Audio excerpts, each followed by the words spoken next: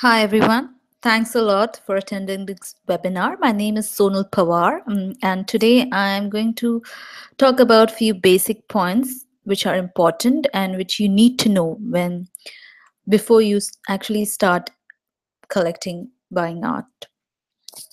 Well, I will speak about these points, keeping in mind the Indian art market. Uh, Primarily, the Indian art market is divided into two main segments. One is modern and contemporary. We also have pre-modern, where artists like Raja Ravi Verma uh, is included. Well, modern segment comprises of masters like M.F. Hussain, Raza, V.S. Kaitonde, and many. Well, contemporary is comparatively young, and you have Subodh Gupta, Bharati Kher in it. The first and the foremost point is to do your research. Well, before buying art, it is important to empower yourself by reading up on art, visiting local galleries, meeting artists, collectors, and other people who are actively involved in this field. Talk to the artists, consultants, advisors, curators to get insight about the functioning of the art market, and also connect to like-minded people who intend to buy art.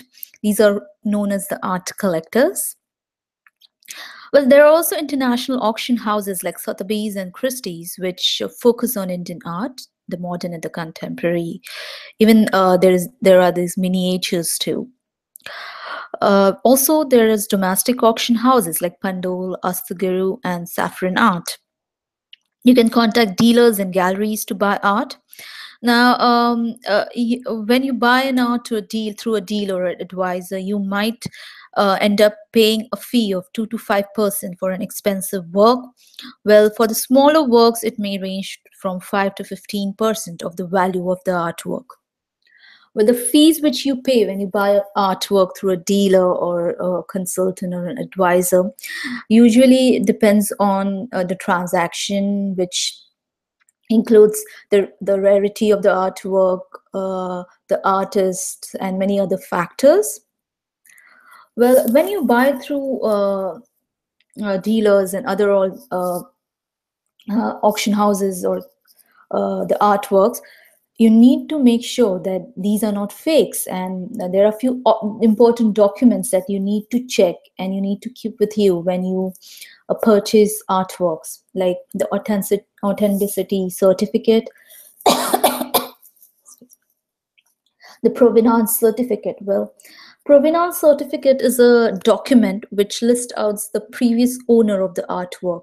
And of course, you need to ask for a condition report, especially when you are not there to buy the art. For example, in an auction house, if the auction is being held in London and you cannot see the artwork, you can always ask for condition report. It will tell if the condition of the artwork is good, whether it's been restored, how it has been restored, and whether there is a tear.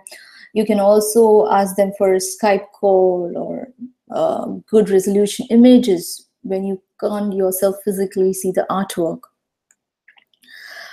Then there are many auction houses like Saffron and Sotheby's. They don't provide this authentication certificate. They always say that their artworks are genuine. But there are other auction houses like Pandos. They do provide these certificates.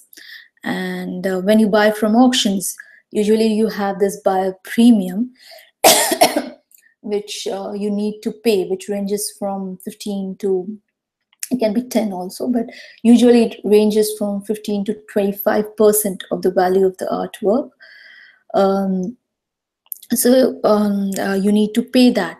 So at the end, you need to understand what is the total cost. It will be the cost of the artwork, the buyer premium or the commission, then the delivery charges, the taxes, and the custom duties. So you need to understand the total cost that you would incur when you collect art. Then the second point, I believe, is you need to invest in fewer pieces of higher quality. Not all pieces done by renowned artists are masterpieces. You need to remember this, and you need to take help of expert to recognize masterpieces. In case of medium, for instance, an oil canvas is perhaps more expensive form of the painting.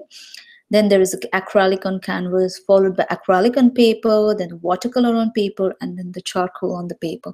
So these are the classifications of mediums, and the ranking of the mediums which we can do when you buy an artwork. Thirdly, you need to allocate a budget, and you always buy art which you like. It might happen that you need to keep this artwork for more than the time you expected it to be with you. You might keep it for generations. It's not like other form of investments like stocks. You need to remember that the artwork has an aesthetic value, it has an emotional value attached to it, and which cannot be measured. And you also need to remember, like, the prices of a renowned artist's artwork do not necessarily shoot up when he dies. Okay, there are so many times people come up and ask me about this. My answer is no, it's not necessary. Well, I believe that you need to invest somewhere around 5% of your total investment value in collecting artworks. And if you're collecting it for investment purpose, then of course the aesthetic value becomes secondary, and you would always see the monetary value, and you need to make sure you do the right decisions. Fourth point I can say is that maintaining the artwork. This also incurs cost. Well, there's a storage cost, there's an insurance cost, and for example, direct sunlight is no for an artwork. So you cannot place an artwork in direct sunlight, and you need to have the proper wall. All these things needs to be considered when you buy an art. Well, there are many times when a dealer or a gallery approach to you for investing in emerging artists. It's very difficult to predict how the artist's future would be. It would take 10 to 15%. For 10 to 15 years, it may take 10 to 15 years to actually get a good return of that artwork. But of course, if you like the art, you like the artist, you want to promote him, you want to do something in a goodwill, you should do it. Usually it starts with a price tag of 1 lakh and above. You can get artworks. There are prints, there are limited editions like serigraphies and lithography. There is AP editions of serigraphies, and also you can think of looking at them because they are much cheaper than the original artwork, and they look really very beautiful.